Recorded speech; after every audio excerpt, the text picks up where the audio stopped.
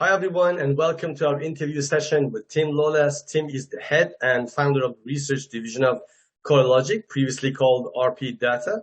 We know when it comes to property data, Kورلاجیک is an absolutely unrivaled guru. Tim is a household name in the sector, and undoubtedly, a lot of our followers will be excited to get his insights. Let's say hi to Tim. Tim, thanks so much for your time. G'day, Shapour, and thank you for inviting me along, mate. It's great to be able to engage with the Persian community through your channel. Now, from the supply side perspective, are many owners just sitting on their hands, or are they putting their properties in the market? What is the supply trend now? It's really starting to change. If you'd asked me this question about a year ago, I would have said absolutely. A lot of owners are just simply sitting on their hands. They're not willing to put their property on the marketplace at the moment, despite selling conditions being extraordinary. I think a lot of property owners were either more focused on generating wealth out of owning their home, or they were a bit cautious of selling their home out of fear of not being able to buy back into the market because it was moving so quickly. Now it's very different. We're actually seeing the flow of new listings coming into the market has more than normalized. It's generally above average in most capital cities. The difference, though, is total listings. So you've got two ways of measuring listings. You've got the flow, how many new listings are coming into the market, and that's really high, above average in most cities. But then you've got your total inventory levels, or what you can describe as stock. So you've got flow and then stock, and the stock levels are very different. So go to a market like Brisbane, and we're still seeing the number of homes that are being advertised for sale, the total number of homes, is about 40% below average. It's about 40% below average in Adelaide. It's about 30% below average in Perth. In Melbourne, it's now about 8% above average. Sydney's only about 1.5% below the 5-year average and trending back to what you might describe as normal. So we're definitely seeing vendors more willing to sell. The total stock levels really come back to a rate of absorption. How many buyers are active in the marketplace willing to or ready to absorb that new supply? In Sydney and Melbourne, that rate of absorption has really slowed down, whereas in markets like Brisbane, Adelaide, Perth, that rate of demand is strong enough to keep a really rapid rate of sale and keep overall listings extremely low. That's great. Thank you. Now, that was the supply side. How about the demand side? What can we learn about the current composition of the demand side? Well, most of the demand in Australia comes from what you might describe as subsequent owner-occupier buyers. So non-first home buyers, people looking to upgrade or downgrade or moving homes because they've changed jobs or something like that. So that's generally the biggest market. So people buying for owner occupation who aren't first home buyers. And then you've got two other segments of the marketplace. You've got first home buyers and you've got investors. So let's look at the trend for each of those three segments. First home buyers, clearly trending lower in the market. The first home buyers tend to be really responsive to stimulus, and they really surged into the marketplace early in the pandemic, taking advantage of the blend of things like home builder together with the first home loan grants, home buyers grants, and a 5% deposit guarantee. That really, gave a lot of first home buyers an ability to access the market, along with more affordable housing stock, say, a year and a half ago as well. Now, first home buyers are really fading in the marketplace. They're about 24% of overall owner-occupier mortgage demand, so a little bit below average now. But investors are really starting to ramp up. We're seeing investors now at about 33% of mortgage demand, so about a third. Long-term average is 35%, so investors are getting back to what you might describe as normal levels.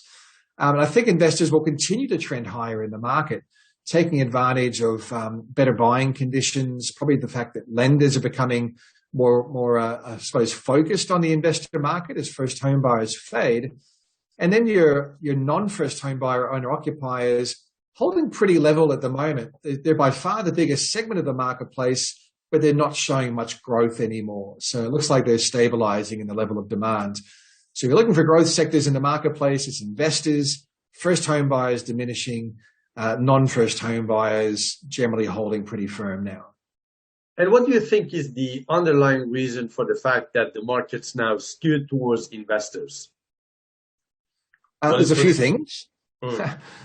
So investors in Australia are generally motivated by capital gains, right? You have investors that are capital gain driven, or investors that might be yield driven, and then you've got investors that look for a blend of both, which is probably the healthiest investment philosophy, is to try to locate well in an area that's got a strong rate of capital gain or prospects for, as well as getting some cash flow coming through, or a minimum amount of negative gearing.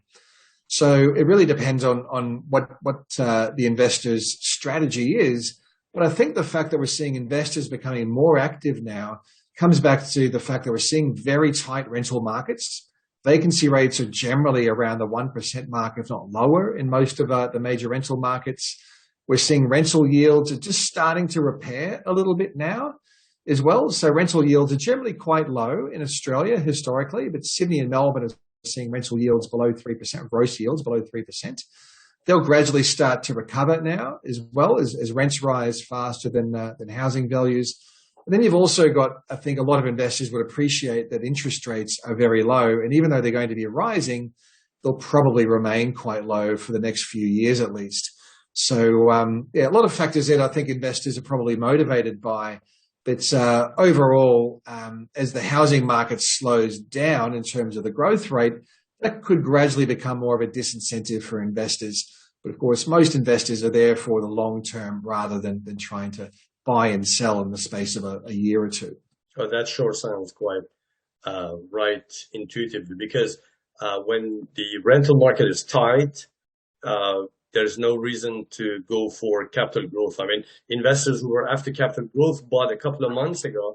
I see a lot of investors being interested to enter the market, even in this softening market.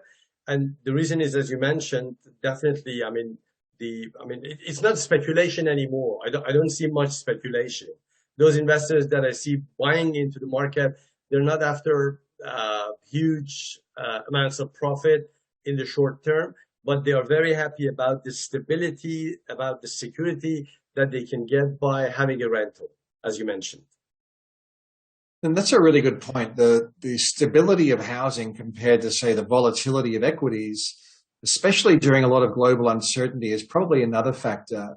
The housing market is probably seen as a bit of a safe haven during times of uncertainty. Tim, from what you said, I can infer that you have never bought cryptocurrency, have you? No. I never dare. I hear very contradictory things about mortgage stats and mortgage stress. What do numbers tell us about the odds of the amount of mortgage stress existing leading to distressed sales, forced sales, and crash in the market? So we haven't seen any numbers on mortgage arrears for a while, simply because lenders had a moratorium on mortgage repayments for quite some time. But my guess is we start to see mortgage arrears numbers being republished. Mortgage arrears, by the way, are simply a proportion of loans that are more than, say, 90 days overdue, right? So generally, that's before the pandemic, at least, that was around about 0.6, 0.5% of all mortgages. And even during through a downturn, you never really see that number getting above the 1% mark. It did in Perth and WA through that extended downturn, and that was through a combination of negative equity in home values along with a fairly weak labour market as well. So as long as we see the labour market remaining as tight as what it is, and probably it will get tighter, in fact, as long as we see the economy holding up and interest rates not normalising back to, say, average levels really quickly, I'm not expecting there's going to be any material level of distress in the Australian housing market. I'd be really surprised if we saw mortgage arrears getting above 1%, for example. So, yeah, it doesn't look to me to be that much of a risk. Household debt is at record highs. Okay, so that's probably important to note. And households are going to be more sensitive to the cost of debt as it rises. It probably means that households will need to dedicate more of their incomes towards servicing their debt rather than spending on things. So probably the outcome there means less discretionary spending from households, more to going towards debt serviceability. It's generally when a borrower gets tested to take on a loan, they are being tested on higher mortgage rates. So 3 percentage points above now, previously 2.5 percentage points. So I think there's a pretty decent buffer zone there. Other stats you see from the RBA is that there's a pretty substantial offset buffer that's been built up by most borrowers as well. The exception there would be for recent home buyers or for first home buyers who simply haven't had time to build up a level of or a financial buffer or a level of equity in their dwelling.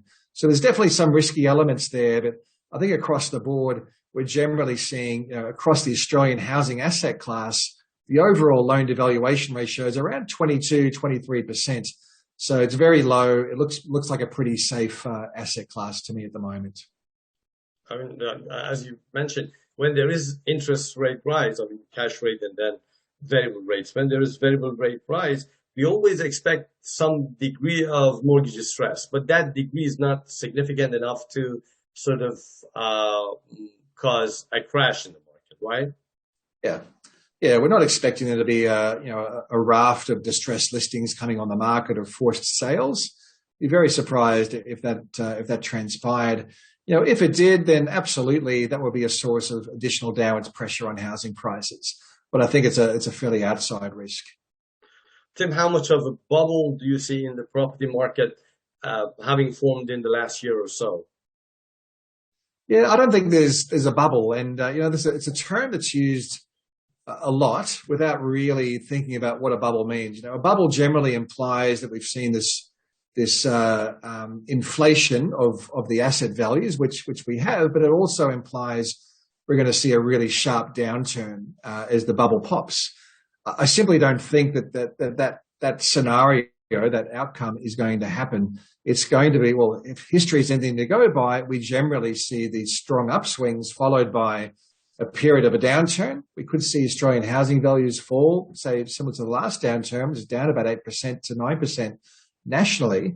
Maybe something similar to that. But this has been a much shorter and sharper upswing. So potentially we could see that the downturn minimized because of that, along with a fairly strong economy as well. So chances are we'll see that it's more of a deflation of that bubble, for using that word, rather than a pop. It's time will tell. As I said in the last question, I think the economy's in a pretty good position at the moment. If you want a job, you can generally get a job in this economy, which is probably the main factor on keeping distressed or forced sales off the market. Sure. And to paraphrase what you just mentioned about the concept of bubble, a layman's concept of a bubble is perspective. That is, a layman says prices are increasing sharply, so a bubble is forming. In other words, they expect prices to get corrected significantly in the future. Okay, this is a layman's view, but the professional's view of the bubble is retrospective. There was a huge rise of prices, and then there was correction, so we can conclude there was a bubble. A bubble can never be predicted. Maybe it's just a sharp increase in prices. Is that right? I think that's a fair enough description. And it's probably also fair to say that a lot of those demand side drivers are now starting to lose some of their potency. They're not quite as strong as they used to be. And for that reason, we're starting to see the rate of growth is already easing across Australian housing markets and starting to see less activity as well. I mean, one recent podcast I predicted based on data derived from Kورلاجیک that due to unprecedented huge price difference between houses and apartment units and due to affordability issues, buyers will show a renewed amount of interest in the apartment market. Now, how do you assess the future of loss-making inner city apartment units in Australia? Yeah, I think the unit market's actually a fairly or reasonable investment at the moment, especially in markets like Brisbane, for example, where that pricing gap you mentioned is much wider. Brisbane's unit market's been soft for quite some time, and it's largely absorbed a lot of the oversupply that's been there. We're also seeing unit rents rising quite quickly now as well. So we are seeing investors probably becoming more attracted to some of those inner city apartment markets simply because rental markets are so tight and they're seeing some pretty decent rental income coming through. It looks like apartment construction remains pretty soft at the moment. We're not seeing the same level of new supply being built as what we are in detached houses as the apartment market. So we're not really seeing those same sort of cautionary notes around oversupply in the unit sector either. So yeah, I think we'll gradually see that pricing gap narrowing across houses and units. More households looking towards the unit sector simply because it's more affordable and it's where they can afford to buy. Tim, I can continue this interview for good. I genuinely enjoyed the smooth flow and the first-hand data you presented here. I hope to be joined by you again in our future podcast. Thanks indeed for your time. Thank you, Shapour. It was an absolute pleasure to be involved. Thank you. Thank you very much.